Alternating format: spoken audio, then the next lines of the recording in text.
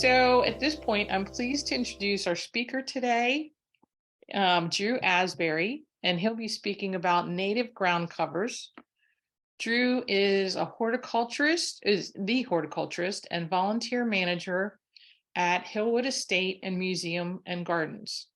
He joined Hillwood in 2012. He's responsible for the cutting garden, the greenhouses, and the horticultural volunteer program. Drew has worked hands-on in the horticulture industry for nearly 25 years. He graduated from the Longwood Gardens Professional Gardener Training Program in 2006, and he obtained a Master's of Professional Studies in Sustainable Landscape Design from George Washington University in 2020. In 2018, he formed his own company, Drew Asbury Garden Design, LLC, whose mission is to maximize the ecological potential of every landscape. So I want to welcome Drew, and thank you very much for speaking with us today. Thank you, Linda, for that very nice introduction here. Let me start sharing.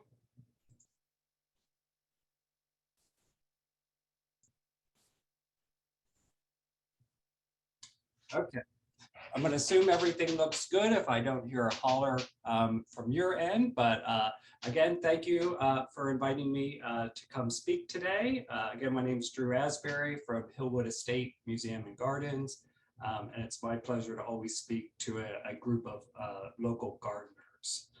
So for those of you who are unfamiliar with Hillwood, we are the former home of Marjorie Merriweather Post. And we are located in Northwest Washington, D.C. Marjorie Post lived here during the 1950s and 1960s, all the while she was planning on Hillwood to become her lasting legacy and to be open and shared to the public upon her passing in the early 1970s. So we are considered to be a house museum. So visitors inside the mansion today get to enjoy Marjorie Post's collections of 18th century French decorative arts and Russian imperial arts, but it's also a bit like stepping into a time capsule of the 1950s, and one can view, a butler's pantry and a kitchen and a formal dining room straight out of that 1950s era. So certainly a little bit for everyone to see here at Hillwood. As for the outside, our property, we're a total of 25 acres. About half of which is maintained garden spaces, which are laid out as a series of garden rooms. And then the other half of that acreage is just natural woodlands, which blend into our neighbor, Rock Creek Park. We do have a pretty good horticulture crew here on property. We have 13 full-time staff members and about 80 horticulture volunteers. Our volunteers assist with various projects in the garden. There's lots of planting, weeding, grooming, watering, you name it.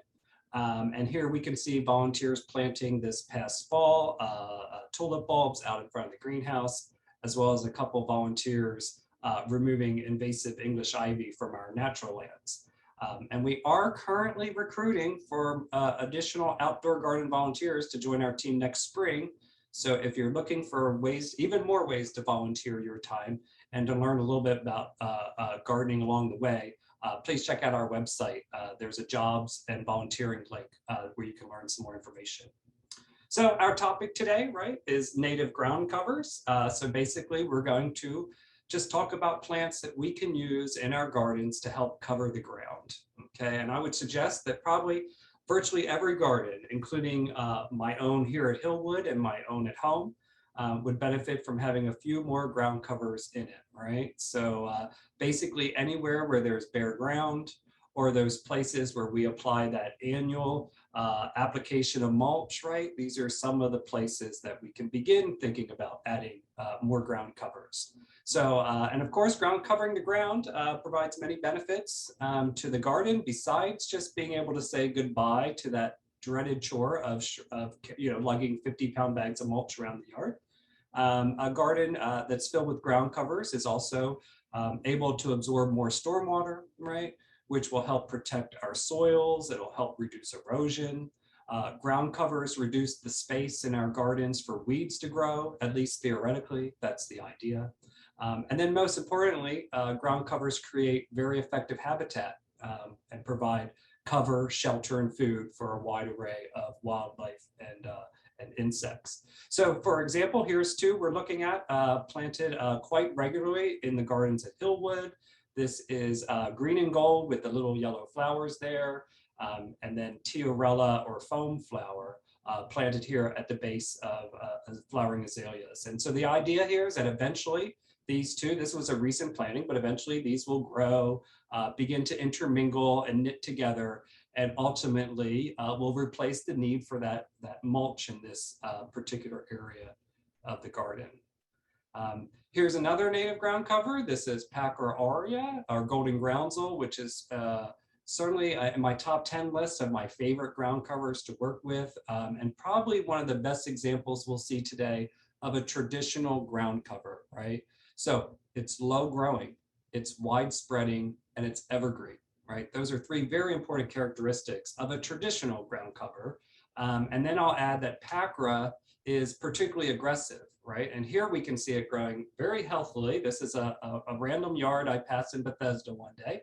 And you know, this looks like a fairly difficult spot. That's a huge tree there, right? So, you know, aggressive ground covers like Pacra might not work in every garden or be the best option to choose, but it can be amazing when used in the right set of circumstances, right? So as a way of making our gardens more ecologically valuable and beneficial to the bigger picture of this world, you know, I always recommend to folks to remove, you know, besides planting native plants, I say, hey, remove your invasive plants, right? So, and there are some very common invasive ground covers out there, things like English ivy, the Japanese pachysandra, the periwinkle or vinca minor, and the spreading liriope, right? All four of those are invasive plants. And what do they do in our gardens? They form these huge swaths or monocultures of one plant, right? Well, that question or that conversation always goes, once I recommend removal, the next question is, well, what do I plant in its place? Well, that's a perfect opportunity to plant aggressive, traditional ground covers that happen to be native, right? Like Packer aurea, right? It's great when we need to cover the ground quickly or we have large spaces to cover, all right? So in this particular example, it certainly took the place of that mulch. And I'm going to say it also took the place of the mower, right? Because here it looks like it's also replaced the lawn. So you'll see that little asterisk there next to the Packer aurea throughout my presentation today. Just in case I forget, that asterisk denotes that it's a ground cover that has particularly good evergreen foliage, right? Evergreen foliage is great for that winter months, right? To help protect and cover the ground. But we're also going to talk today about combining multiple different ground covers together.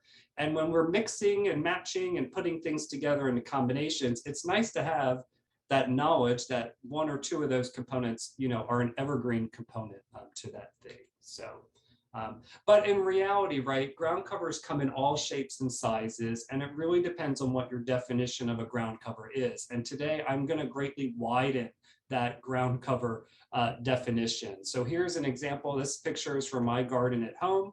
And it does contain a few traditional ground covers. That little purple flower there, that's Phlox stolonifera, creeping phlox. I can see some violets in there that have come in on their own, right? They're a great ground cover.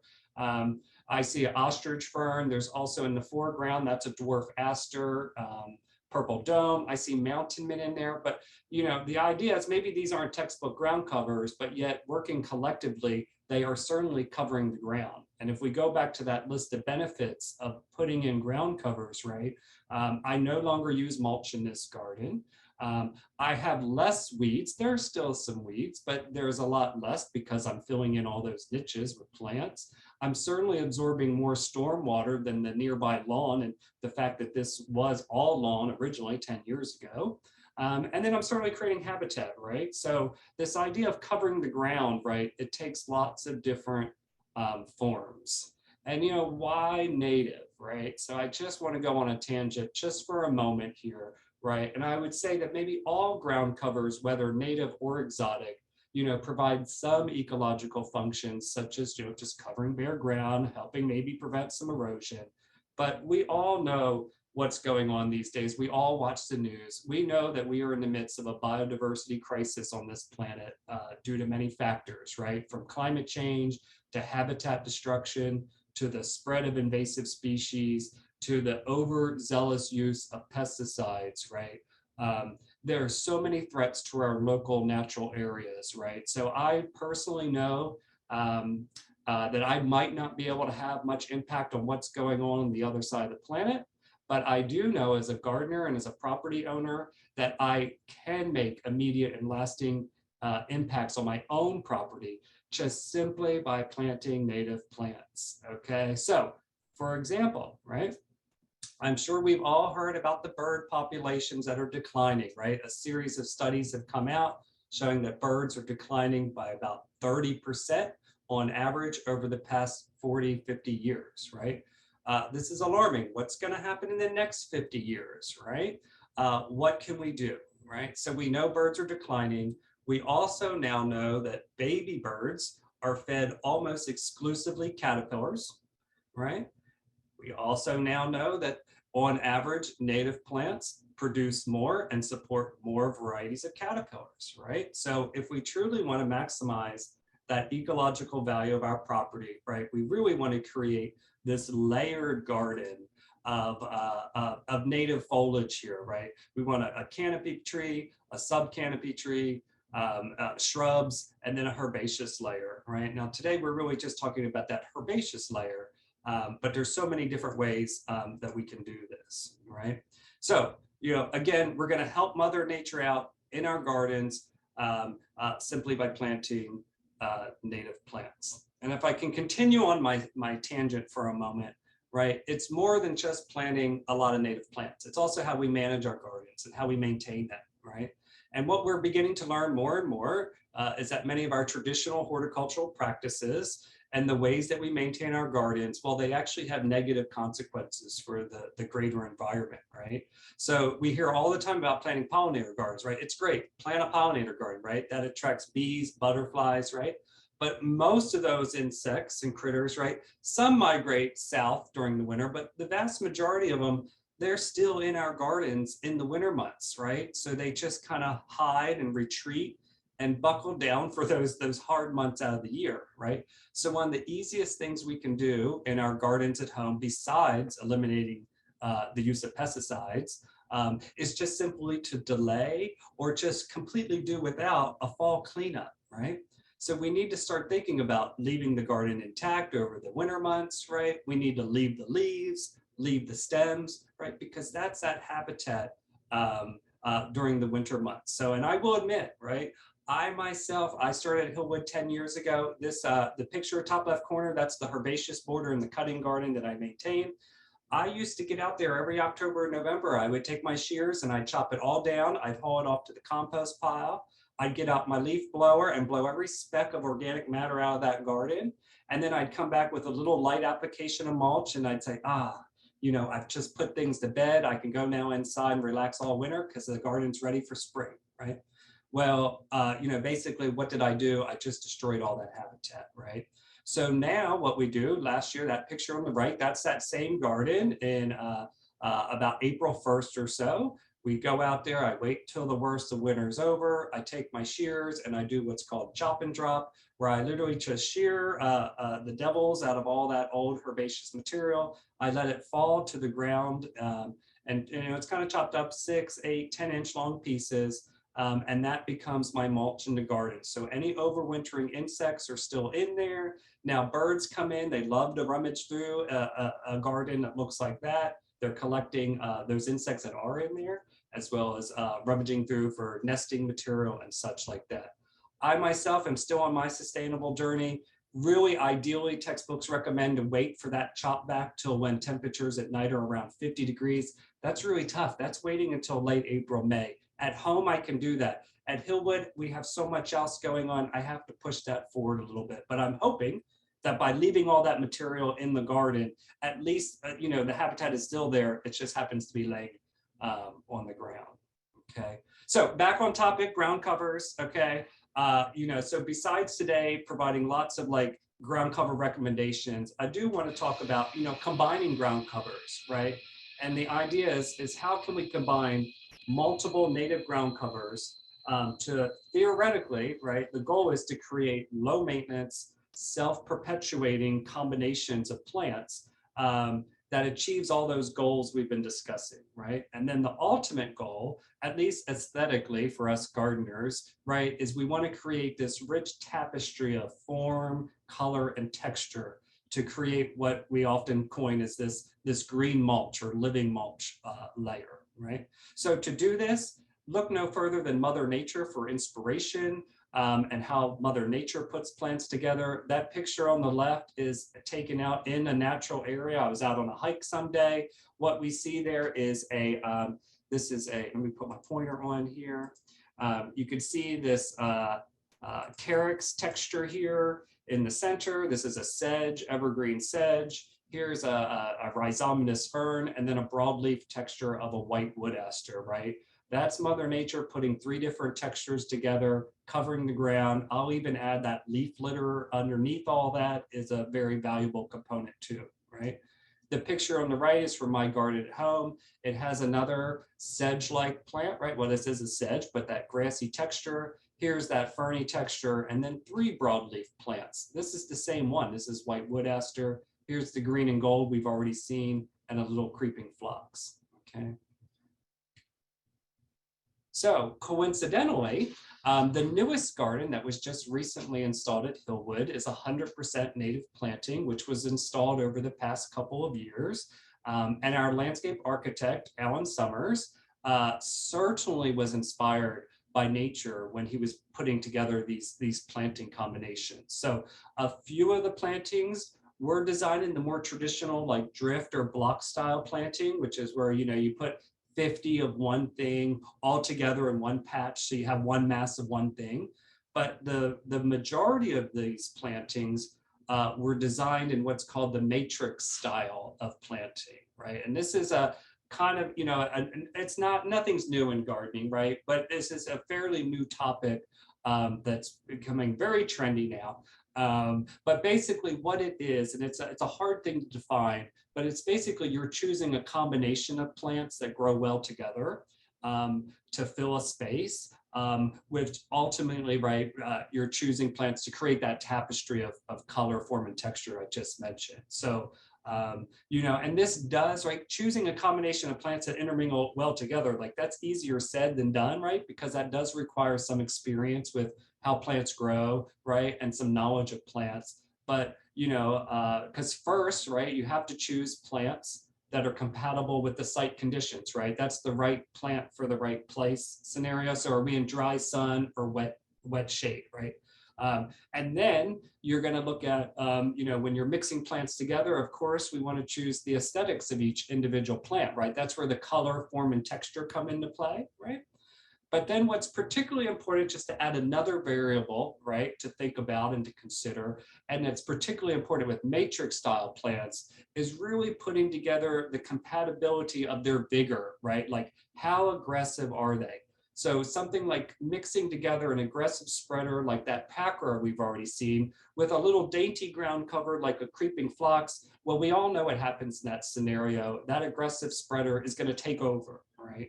So these are some of the variables that we think about, and that's why we're here today. We're going to go through these. But I will say that, you know, one of the benefits of the matrix style planting is that, you know, because you have a combination of plants working in the same area of our garden, this is where you can combine different plants with different characteristics. So this is where that whole, maybe one element of your combination has evergreen foliage.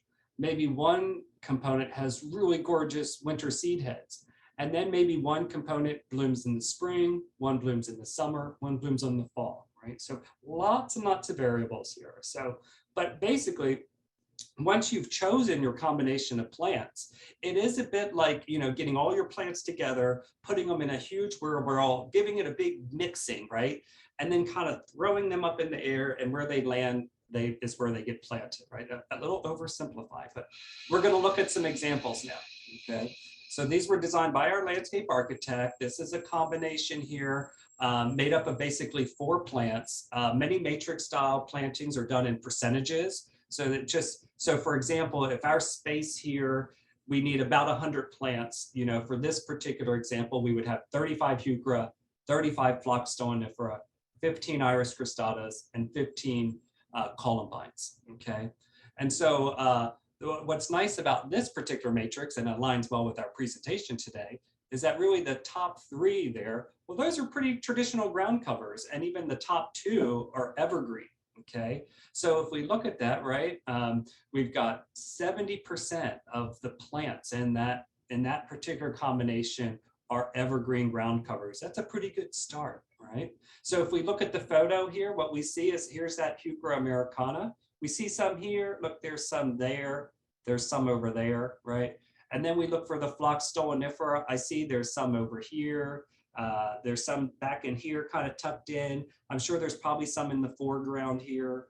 The iris cristata, you can really see that's that little blue iris-like foliage that's kind of, you know, scattered around. And the columbine, I don't see, maybe it hadn't gotten planted yet. And then what else you see in here that wasn't on the plant list was May apples that survived the entire construction of this area. But yet they work perfectly nice in a matrix as well. So there's our first example. Here's another example, okay? But I will have to start with a backstory a little bit first, right? Hillwood, in general, we are known for our floral displays, right? We design the gardens with a lot of flowers. It's flowers on flowers on flowers. And our landscape architect, he's well aware of this fascination of us with really, you know, flowers come first. So if I were to going to critique this particular combination, right, it's just made of 3 plants. The first thing I see is that none of these are really evergreen components, right? So I say, oh, okay, well, you know, it might be nice to have an evergreen component mixed in with this matrix. The other thing I see is that, well, that all 3 of these components bloom in the spring, right? So then I think, well, what's this going to look like the other part of the seasons when I'm starting to think about putting things together? So here I'd either like to see, you can see there's plenty of open space, right, to dabble in another player. So maybe this could be an evergreen carex or an evergreen fern, right? That would be different textures, add the winter interest, or maybe we take away one of the spring bloomers and we put in a fall blooming aster, okay? So lots of ways to, you know, these are the games we play as gardeners, right? It's not just choosing our plants, but then how do we put them together, right? And now here's another matrix combination that I really do like this one. I think it's the best one here. So what we see, it's made out of 5 plants, right? We see the top 2 there are the true ground covers, the Christmas fern and the Appalachian sedge, right? And we see if we add that up, that's 65% of the planting, right? The base of that planting matrix is a nice evergreen plant, right? So yes, and then what we have coming out of that base layer of ground covers are 3, you know, typical upright flowering perennials. We have columbine that blooms in early spring, the celandine poppy that comes in, you know, late spring, early summer, and then we have the blue wood asters, which will add some flowers, you know, late summer, early fall, right? And those 3 particular ones at the bottom there, they tend to be self-sowers, which is another good characteristic to consider when you're putting together your combination. So now we have, you know, 2 clumping evergreen ground covers, and then planted in amongst them are these self-sowing herbaceous perennials that will help kind of, you know, put the whole thing together as a package, right? And I really love that photo on the left. You can see how the gardeners laid these out. Like, while it is, maybe I oversimplified with the random throwing up in the air, you can still see there's still a little bit of like patching together and kind of clumps and drifts, right? On the picture on the right, you can see this is a rather steep part of the hill, right where I'm kind of standing taking this photo. But this is the Christmas fern, and then the evergreen, which they look a little yellow. They look a little better than that when you look in person. They're having a hard first winter here, but ideally, eventually, you know, those ferns and carex will be the base for this planting. And then so just to recap, for me, I find this matrix style just a bit exciting, right? And truly the biggest challenge is picking the right plants that combine together, right? And again, that's where a little bit of experience and knowledge comes into play. But ideally, design-wise, you know, once you design on that combination, it doesn't really matter in a matrix style planting where each individual plant is placed, right? And that's where I think things become easier to maintain in the long run, right? Because let's face it, plants live, grow, reproduce, and they die, right? They move around, but often garden design is very static, and it doesn't account for us working with living things. So that you'll get a garden design and it'll say, this area needs to have 12 of this, and then you plant them and you want them to be just like that forever, right? Well, the matrix style planting allows for a little bit more of a dynamic situation of changing and evolving, right? Because it allows plants to seed around, move around the garden. And then if they do die, or if you need to fill things in, it's not so critical to go back out and try to find that exact spot or that exact plant, right? Because there's a little bit of an ebb and flow. And then lastly, a lot of the pictures we've looked at here already today, matrix style works really well for larger areas, right? Where we're replacing huge swaths of ground cover, invasive ground covers, or we're reducing our lawn by 30% and we need to fill a large space. Or if we have a big open woodlands where we want to fill in underneath, right? Tiny little spaces, I think it's a little trickier to figure this combination out, because there is something about repetition, even though there's randomness to it. To me, I still see repetition. But if we look at, these are two matrices we haven't looked at or really looked at specifics, but we see how important the sedges and the ferns are in each of these two different combinations, right? Different textures, right? And then different herbaceous plants. We start seeing some patterns amongst the randomness the longer and longer you look at. And a lot of this is in contrast to the traditional block style planting. And so all the ground covers we're going to look at today, right, we can be used in either traditional block style, like this here, tiarella, where you put a dozen tiarellas and a dozen phlox. This is also at Hillwood, right? These two are two of our signature plants, blooming at the same time as our azalea collections, right? And when we're putting even block style plantings together, right, we're still using a lot of the same design rules. We're still comparing and contrasting form, texture, color, seasons of blooms, right? And then when it comes to the benefits of ground covers, we're still covering the ground, we're still suppressing weeds, we're still creating great habitat. So there's a fine line between, or maybe no line at all, between matrix and block style. So please don't get overwhelmed with thinking of how to put together these matrix style things. And really, each garden probably has opportunities for both styles. And it often just depends on when you're out in the garden, what kind of makes sense. Often depends on what else is in the garden and you're working with. So, so for the rest of our talk, we really are going to kind of start categorizing some ground cover recommendations for specific scenarios. So here becomes the start of the encyclopedia of native ground covers, okay? We'll start off with dry shade. Who doesn't have dry shade? And man, this is it. This is my favorite top 10 plants. Number one plant for dry shade. This is the Christmas fern here on the left, pictured growing out in the woods. And this is no doubts in my mind the number one fern for dry shade. I love it. It's evergreen. And it's slow growing, but yet it's long lived. So it may take 3, 4, 5 years for a Christmas fern to fully get to maximum size, but then it's there for a long time, okay? There also, ferns are deer resistant, and the sedges that I've already talked a little bit about today, right? So good to have a nice low maintenance backbone to any shady, would love average garden conditions, but can tolerate and thrive once established in dry shade, right? So that's the Christmas fern. On the right is the white wood aster, another really great tough plant for dry shade. Look at it growing there at the base of that tree, right? What I like about this one, it's also a self-seeder, right? So, or a self-sower. So it moves around the garden a little bit. Some people say it probably a little too much of a self-sowing, right? But it all depends on the situation. So if you're looking for a very basic low maintenance matrix, try these two together, right? And so maybe for a small space, you'd plant a dozen Christmas ferns and then dabble in 3 or 4 white wood asters amongst that patch of 12 Christmas ferns. If you're doing a huge slope in the backyard, well, maybe you need 100 Christmas ferns and 20 wood asters, right? So low maintenance, there you go. Now, of course, as plant people, we want more, more, more. Like, I get it. I want to have one of everything in the garden, or now I think I want a dozen of everything, right? Especially when we're trying to cover the ground. So here's 2 other very compatible dry shade native ground covers, Carex pennsylvanica, Pennsylvania sedge, and Origeron Lynnhaven carpet.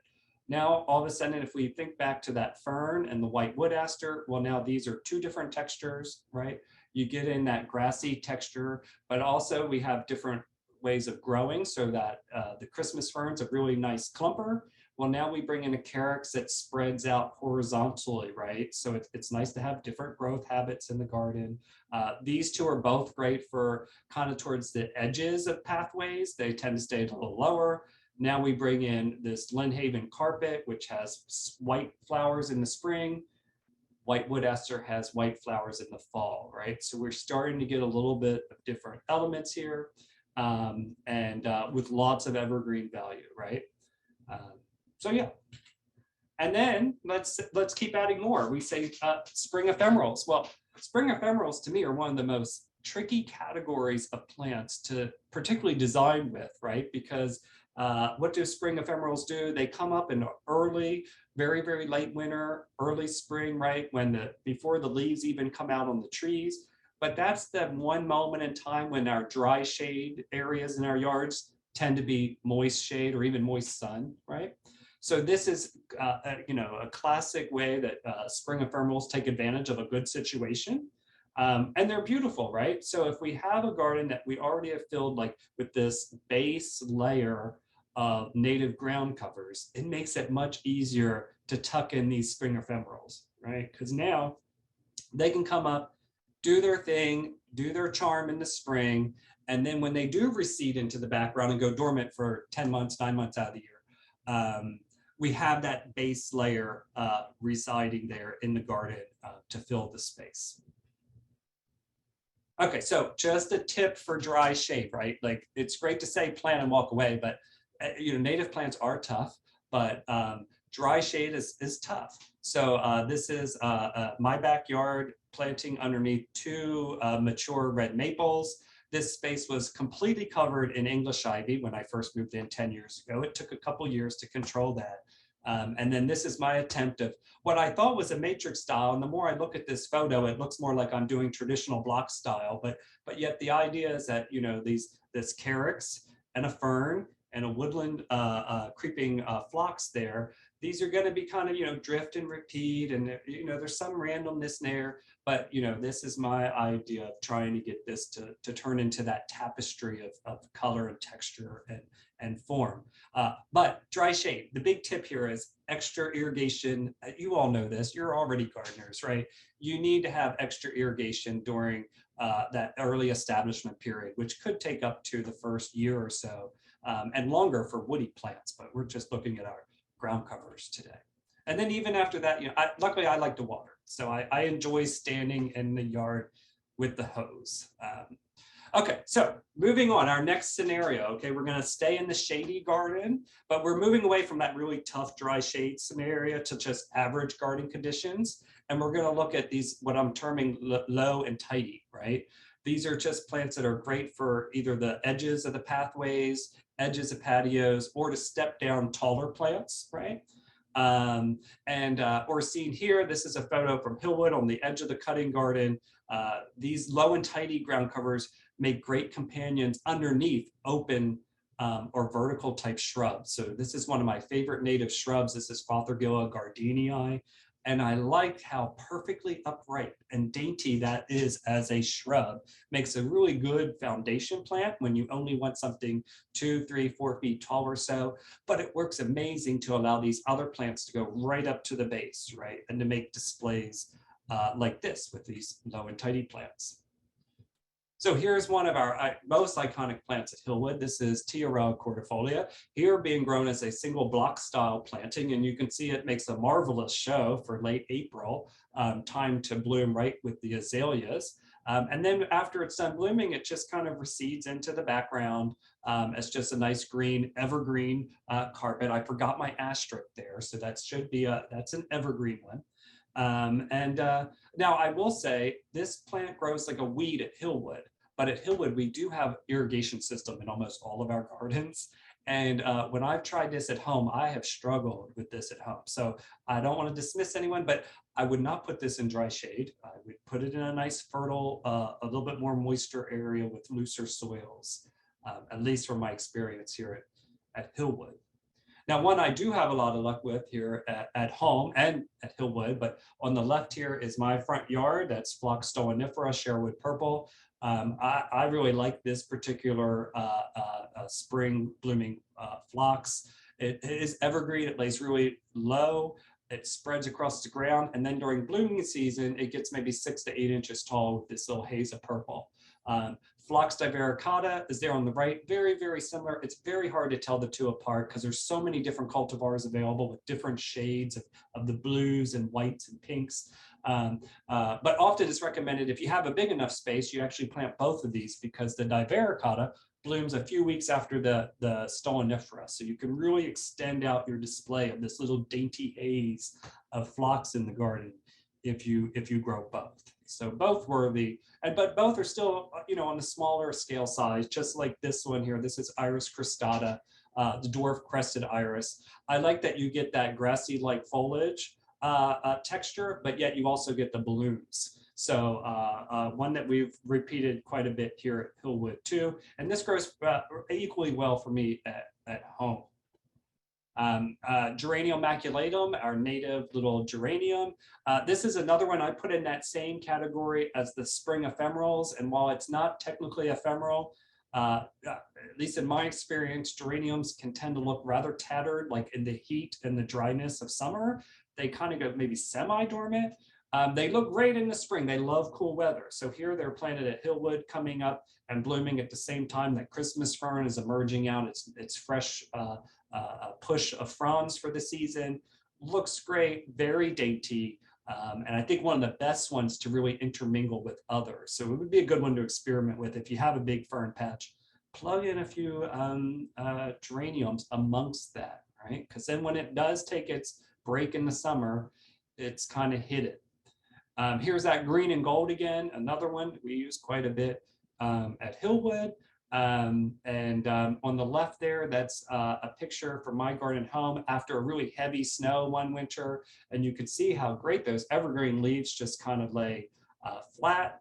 And then back to that idea of combining different textures. It's hard to go wrong with a fern.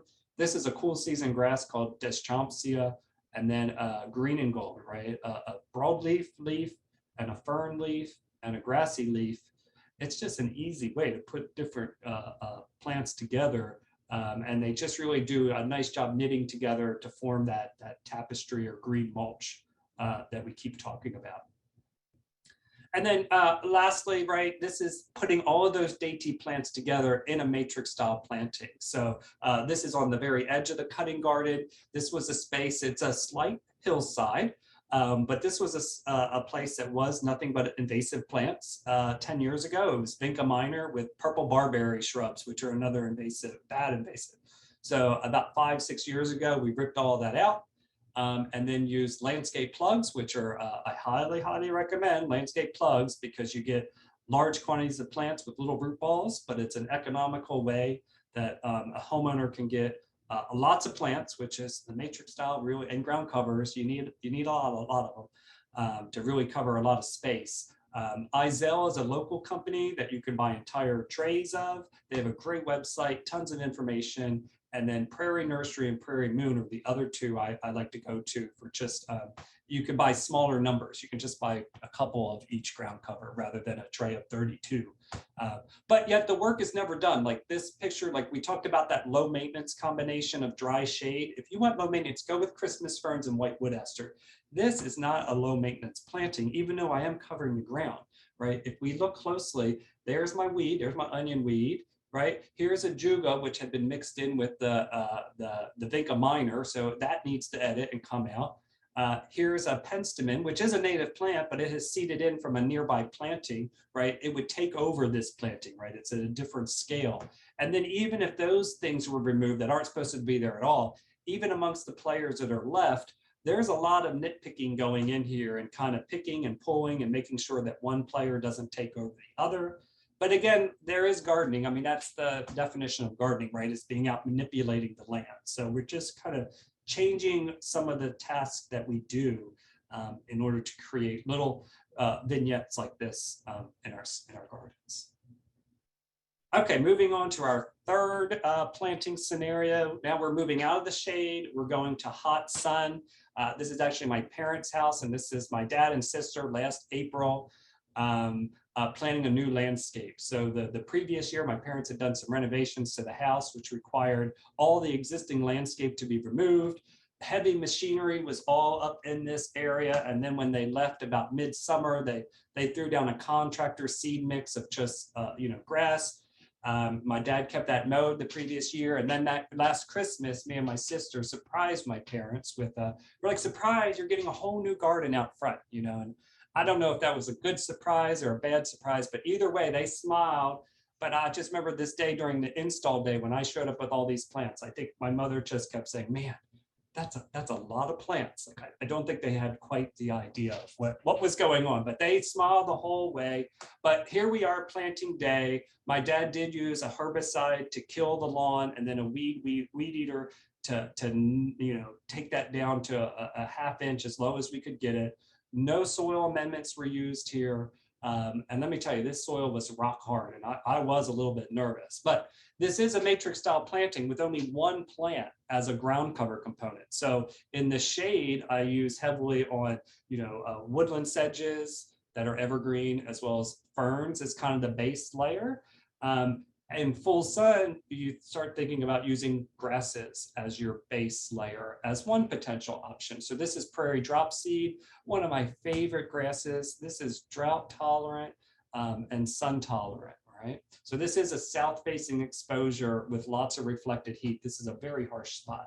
So here we are on planting day. If we look in the foreground, there's about 25 pots sitting here, and about 15 of them are the ground cover plant, is this Sporobolus.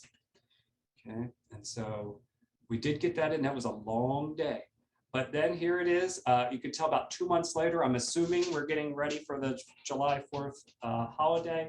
And here you can see just how quickly that Sporobolus has come out, and it's starting to cover the ground. Sporobolus grows about 18 inches tall, 2 feet wide or so, and then has very airy inflorescences later in the season.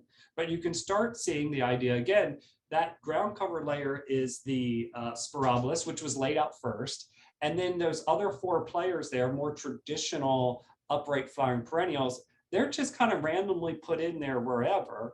And it doesn't really matter where those go, as long as kind of the proportions are correct, right? And the idea is that then they would provide more seasonality, right?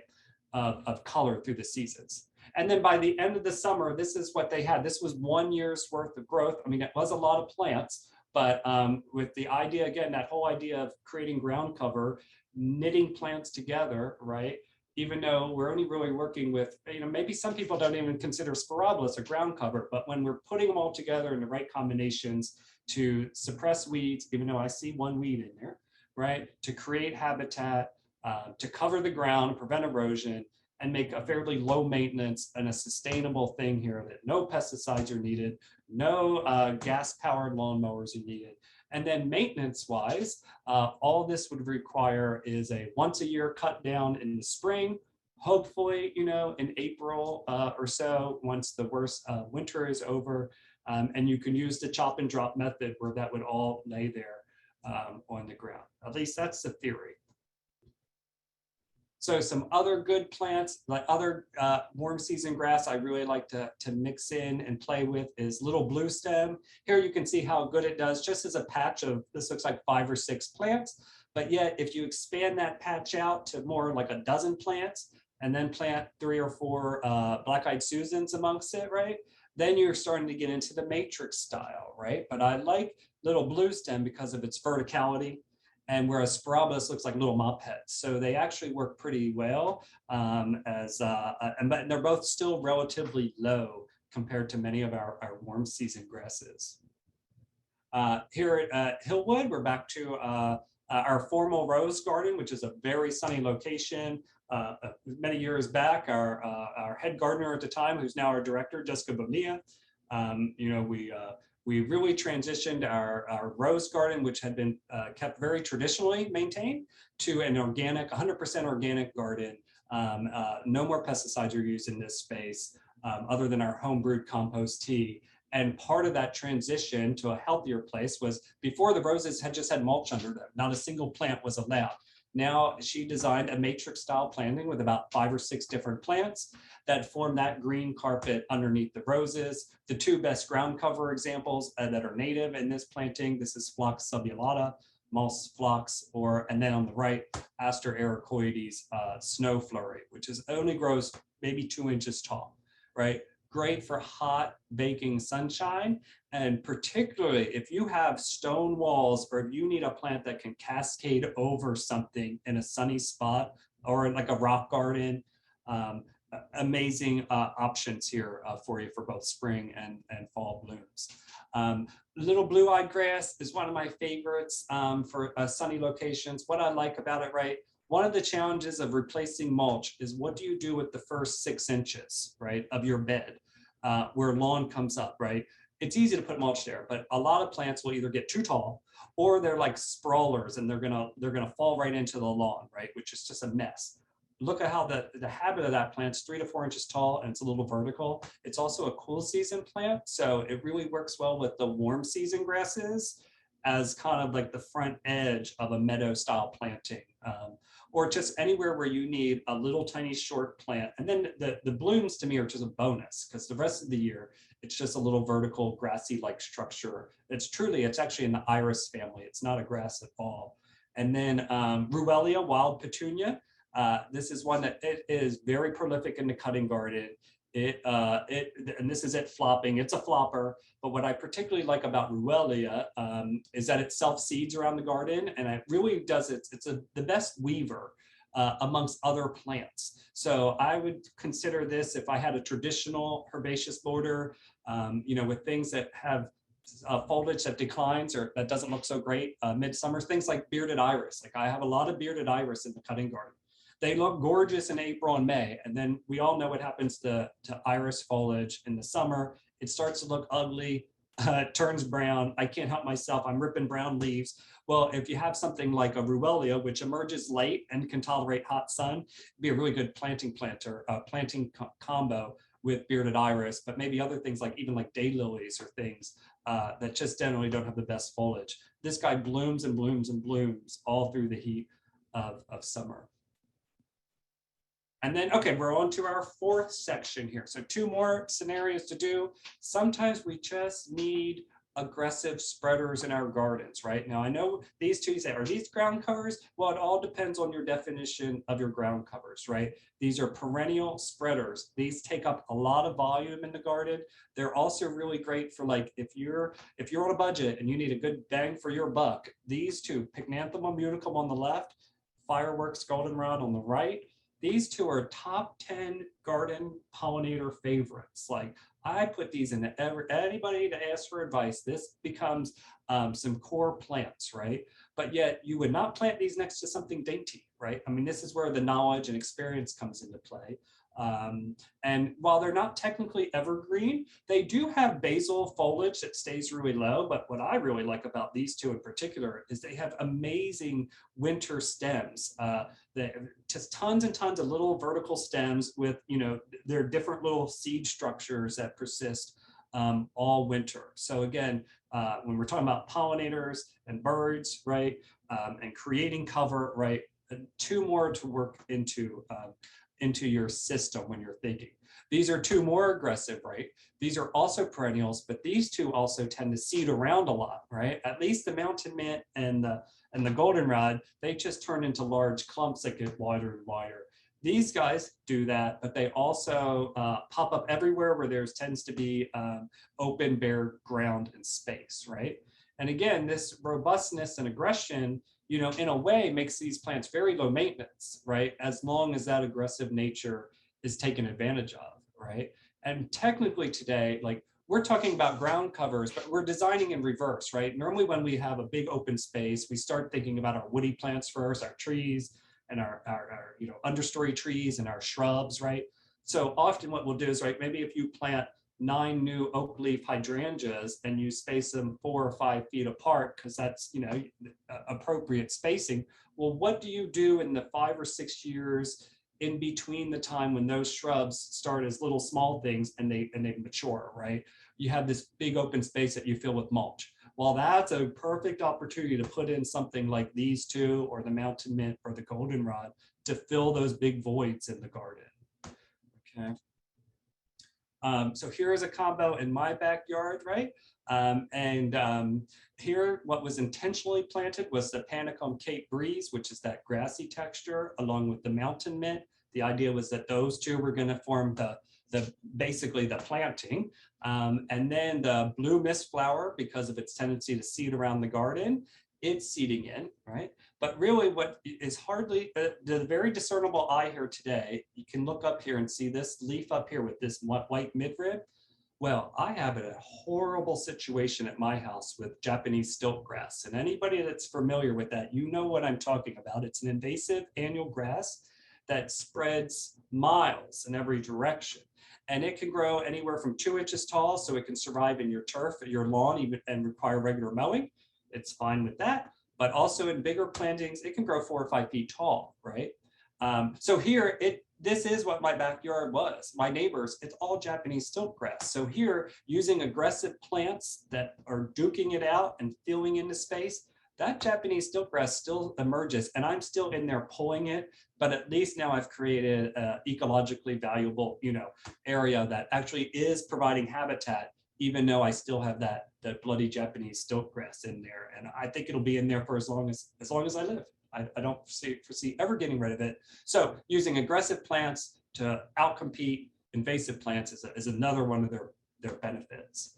Back at Hillwood, ostrich fern, everybody, gardeners know ostrich fern, because this is the one you give away to all your friends and family, because you have a billion of them. It's a fun plant to grow with. I would keep it more in moister areas. Again, at Hillwood, we have that irrigation, so it doesn't go dry.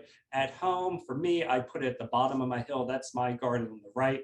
But let me tell you, the first thing of drought in August or so, that Christmas fern is not, or I'm sorry, the ostrich fern is not so happy in droughty conditions. So if you have an extra moist spot, great place to put an aggressive spreading fern like ostrich fern. Back to the Pacra, right? Again, top 10 list for a native ground cover for so many reasons. That evergreen nature, it is aggressive, it spreads, it stays low. You get delightful yellow flowers in early spring. And yeah, I can't say enough good things about Pacra. If you've not tried it, try it, but don't put it next to your dainty things. Here it is in my yard. It actually started down at the bottom where the swale is off the side of the neighborhood road. But you can see over the years, it has grown itself up here right to the base of a birch. So this part of the garden is pretty dry, but it's actually moved itself into there on its own, probably similar to what it's doing here at this Bethesda house too. It slowly moved its way into the drier zones. Anemone canadensis, talk about aggressive. This is my slide to show what happens when you're not knowledgeable on your plants and you plant an aggressive grower amongst your dainty, low and tidy plants. So this is directly outside my front stoop and looking down from my living room window. I had this lovely collection of chrysogonum, the green and gold, and there's some black-eyed Susans in there. And if we look closer, you can see there's some carex in the background, that woodland sedge, right? I was trying to put together all that tapestry of plants. And then at a random native plant sale, I bought 1 4-inch pot of Anemone canadensis. And that's how I learned what Anemone canadensis does. This is an aggressive ground cover. So don't mix it, right, with your other plants. But if you want just a very simple, low maintenance ground cover that will spread wide and far, it's not evergreen though, so it does disappear, but it has the most delightful flowers in the spring, gets about knee high, and maybe it would work well, like here, it's working perfectly well with this tall native Solomon seal, right, because it stays below all that. So maybe it would be good to use with other flowering perennials that can pop up through this, and this stays as the lower ground plant. But it's just a matter of time until that breeding. So, Drew, this Steve. Hi, Steve. Drew, we're getting a little bit hey Drew, I'm just sorry. Hey, we're just every now and then we're getting a little choppiness from you. I'm not sure why, but you've been doing great. Just so there might might be.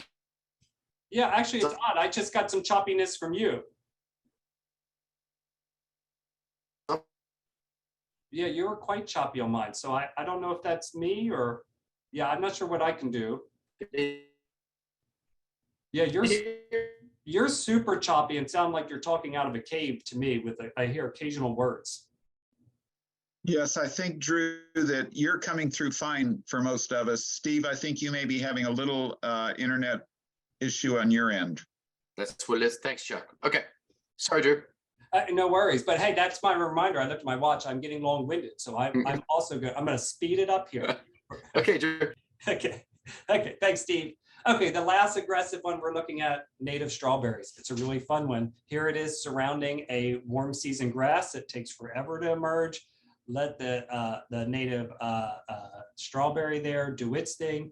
Extremely tasty, but good luck getting those before the squirrels and the rabbits and everybody else, because everybody loves native strawberry. Our last scenario today, what do you do with if you have a place in your yard that's mucky or wet, right? Any area that you're collecting stormwater, such as in a rain garden, right? That's what I did here. This is my backyard. I simply dug a hole through that soil that I excavated on the downward slope to help kind of berm up the backside of this water retention area, and then directed stormwater from my shed to fill this during storms using landscape plugs of fox sedge, very, very fine textured sedge, little pieces of pacra, and iris versicolor were my three that really were to form this ground cover. Say goodbye to the lobelia, blue lobelia, the critters, everybody just gnawed that down. That stuff was gone in a week. But here's that same planting a year later. Again, pacra spreading, working well, different texture with the fox sedge is also rhizomatous, so those two can duke it out. And something like the northern iris isn't really used as a ground cover, but yet again, when we're using enough of them, they all become part of that matrix. Since then, now I have planted other emergent type of flowering perennials like swamp milkweed in this that pop up over through that canopy of that base layer. Two other favorites that are for sedge-like plants for moist areas. These can also tolerate average garden conditions, but love moist shade. This is the creek sedge on the left, and then the blue wood sedge on the right. And for me, the blue wood sedge has begun seeding around the garden too, which is a desirable trait because I only purchase a few, and then they're making their own babies and filling in. But both of these are fairly low growing and are good replacements for even loriope and such. And then I believe my last slide here is that for truly shady, boggy conditions and shade, try the sensitive fern on the left. It's not evergreen, but it's very aggressive. It would be in the aggressive category, but also able to tolerate wet feet.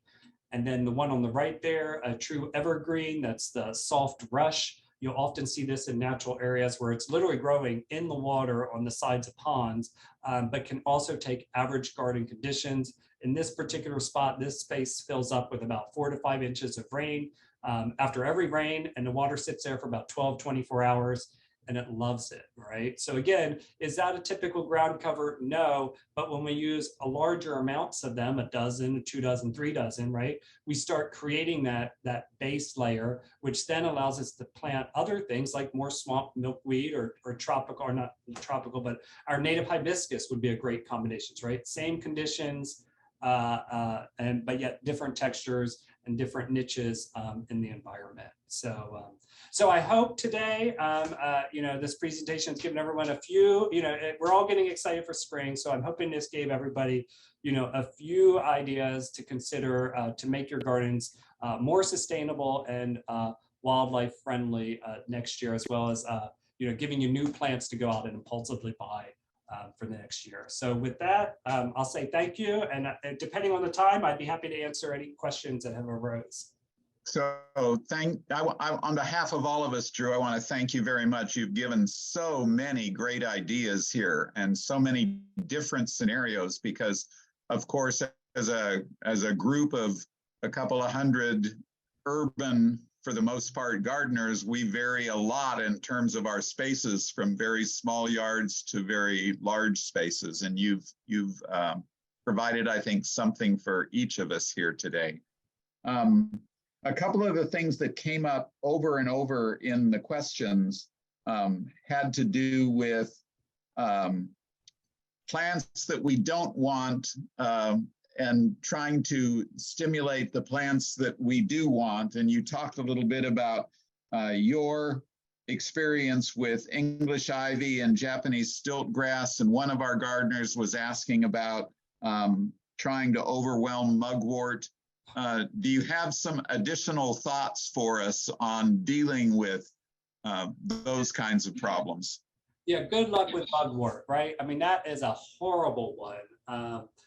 Yes and no. So, right. So I was more of a traditional horticulturalist before. I was much more of an advocate for herbicides before. I don't want to use herbicides anymore, but I will say at home, I use herbicides for three things, right? Japanese knotweed, which grows 6 to 8 feet tall, huge underground rhizomes. Mugwort is on my list for actually using a herbicide because it has such a tender little rhizome. If you dig it out, you just snap the rhizome immediately, right? So, now at the moment, I'm forgetting my third, bishop's weed, Egopodium, because it also has a very fragile system. So otherwise at home, I'm out there hand pulling. And then, like you suggested, Chuck, was the idea of having strong plants growing on top, right? And maybe that doesn't actually solve the situation, but at least you're bringing in a compatible or environmentally valuable plants, right? So for the mugwort, I would think of something maybe like the mountain mint or the goldenrod if it's in a sunny situation where you might not ever get rid of that mugwort. But at least you're having something kind of growing up over it, which was kind of my idea with the Japanese stilt grass. And then you still might have to go in and pull as you can to keep that balance going. But a little bit of wise use of herbicides only on plants that are virtually impossible to get rid of. I don't use a herbicide on Japanese stilt grass. It's an annual, so that's pulling. Right, garlic mustard's an annual. You pull. English ivy, I used to spray that all the time, but good, it just laughs at you. So that's all hand pulling now. And as I look at the picture here on the last slide, there's a bunch of little violets in there, right? Those are things we just overlook. I don't know how many times I myself used to dig them out, right? You fight those things, or like dandelions. Well, now it's just time to embrace violets and dandelions and ignore them. But that mugwort's a different story. That is a thug that's worthy of attention and potentially herbicides. I guess, does that kind of give you some ideas? Yeah, that's very helpful. You mentioned early on the hillside that you transformed from English ivy. Can you tell us what that transition process looked like? How long did it take you? What did you do? Well, it's still going on in my own property. I mean, I inherit my property about a little over half an acre, and I inherited English ivy, Vacca minor, Japanese pachysandra, and Liriopes spicata. So, and at first I was like, oh, these are nice. They're the evergreen ground covers, low maintenance, right? Well, now I've been spending years and years removing them. And it's just tenacity, right? So this is actually, as much as I don't like to work out of my garden this time of the year because I'm disturbing wildlife, when it comes to removing invasive plants, now's the time to do it with these in ground covers, at least, because the soil's moist, you don't have much else to do, and you're not really destroying good habitat because you're just ripping out monoculture. So literally, besides digging, okay, so if you want to exclude herbicides, which is probably the best recommendation, right? We just need brute labor, or you could do sheet composting, where you're literally going out with cardboard, layers of cardboard, layers of paper, right?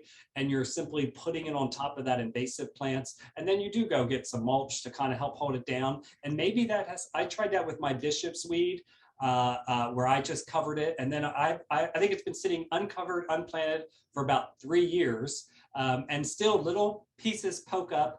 And because that's one of my 3 that I use a herbicide on, when I see a little piece poke up, I hit it immediately. So besides manual removal, covering and smothering, or using herbicides, it's just a lot of tenacity. It takes time. It's nothing that goes quickly. It's one of the harder chores in the garden, is combating invasive plants. So good luck to everyone that's doing it. Thank you. Can you talk a little bit about dealing with our urban neighbors, the deers and the bunny? The deer and the bunnies seem to plague all of us as we try and get things established. And several people mentioned particular plants like the white wood aster and the green and gold being victimized by the neighbors. I bet we could have a whole presentation just on that, and we could all bicker what eats what. But what will happen is that the bunnies in your yard might eat that, but they don't eat that in my yard. Like, I've never seen my chrysogonum at home, the green and gold, get eaten, but my phlox soanifera, they love to nibble that down, but yet I still normally get enough for bloom. So the trick with even the deer and rabbits, if the rabbit don't eat it, then the deer will eat it. So good luck. At Hillwood, occasionally we have years, luckily we have a fence that excludes our deer, but we do have years where we have explosive bunny populations. And for me, yes, getting things started in the cutting garden as small starts is that most critical part, right? While things are getting established. So I will actually use a granular liquid fence product, which is all based on smells. There's so many products out there that the idea is that would, you do have to apply them and apply them quite regularly. And I will do that at home in my areas where I am planting in like my dry shade, where I'm planting out little baby plants, because I know that when I walk away, everybody's going to come and start nibbling. And then but with that said, you will find a certain set of plants in your garden that they don't eat, and then work with those, right? Add more of those. But in general, ferns, right? Ferns are one of the best plants for ground covers anyway, and they're most of the time theirs are uneaten. The carex and grasses, right? So carex for more shade, sun with the grasses are two things that tend to have hairy leaves. So that Erigeron Lindhaven carpet has a fuzzy leaf. Or really pungent flowering, pungent foliage, like mountain mint.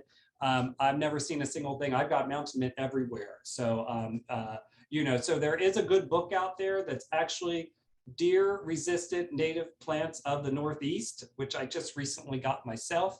And, but even then, they proclaim right at the beginning that the deer might eat something in this book, because we all know deer don't read the books, right? So, but there's so many resources. So good luck with the critters. My final piece of advice on that is I just embrace everybody now. Like, I'll just plant more for all the wildlife, because that's part of what I'm doing. Even feeding the deer in the yard is now part of, why I garden and why I enjoy gardening. Thank you. We did have a question that came in about books you would recommend. You just recommended one to us. Yeah. Are there any others off the top of your head that you would recommend? I'm prepared. So I have two. So I meant to put this in a slide. So I love Nature's Best Hope by Doug Tallamy, right? So that's he's a gardener and a researcher at University of Delaware. I cannot recommend this book enough. Like, this is the Bible for ecological gardening. And I love it because Doug Tallamy, he's not only a gardener with his own property, but yet he has all this team of researchers and out documenting how many caterpillars does a baby chickadee need to get to grow to maturity. So very ecology based. And then this is a brand new book that was just released from one of my favorite authors. I follow this guy on Instagram. His name is Benjamin Voigt, and it's called Prairie Up, an introduction to, native garden design. So he talks a lot about the matrix style. He's a fan of it. It's all native. Both of these books are all native plants. This is design heavy, including matrix style plantings. And then, Nature's Best Hope is just a little bit more about, a little more ecology and logic of why it's so important to plant native plants. Then I've got one more topic for you, and then I think we're about out of time, which is warming climate affecting your choices of plants? Is it impacting what you decide to put in? Not so much for me personally at this point. I assume in 10 years from now, I'll be answering that question differently. Just 10 years ago, I was more on the traditional side of planting every plant I could get my hand on, whether it was native or not. So, but now as we learn more and more about what's going on in the greater world, right, I realize the importance of what we as gardeners can actually do to help talk to other gardeners, influence others, and how can we actually help create a better planet, right? So yes, climate change is certainly, to me personally, I don't think it's as bad for the biodiversity crisis as habitat destruction and pesticide use, but yet it certainly has its impacts. But is that affecting what I change? No, but there are a lot of stories out there, right? So maybe things that are like, more native to the coastal plain or south of here, right? Maybe the plants we plant. And maybe what it does, to answer your question specifically, it doesn't necessarily affect what I plant, but it affects what I don't plant. Like I will never plant a blue spruce in the mid-Atlantic, right? You see them dying everywhere, right? So those plants from northern regions, I would definitely say no to. But am I ready to plant a mangrove or things like that from Texas and South Carolina? No, I don't think we're quite there yet. But who knows? Who knows? Well, again, on behalf of all of us, let me thank you for an excellent presentation and an excellent invitation for all of us to go outside and walk on our property and take a look at it in a slightly different way. Steve, I'm going to hand it back over to you. All right, thanks, Chuck. Hey, thank you, Drew. Thank you for a great presentation. Thought it was really informative. I think everyone enjoyed it. I know I did. I also want to thank our tech team, Anthony and Chuck, for today for their assistance. As Michael mentioned, he has name badges over at his residence. Check with him. Linda did make name badges for if you got your 40 hours in, or if you from the current class, we have those. If we're missing any, for whatever reason, let me know. I'll make them, and I'll coordinate with you getting your name badges. The service pins, someone said something about service pins. We don't give those out till the spring, and we do have a number of service pins. If you're missing one or something like that, let me know, and I'll try to help you out with that. With that, I'd like to wrap things up and thank everyone for their attendance today. And I thank all those folks that did enter their hours in a timely manner. I appreciate that very, very much. That includes both your service and your continuing ed hours. Thank you very much. And with that, I'll close it up there. Thanks, Drew, everyone, Linda, all the rest of the board members, Renew and Michael. Thanks. Hope to see you guys soon.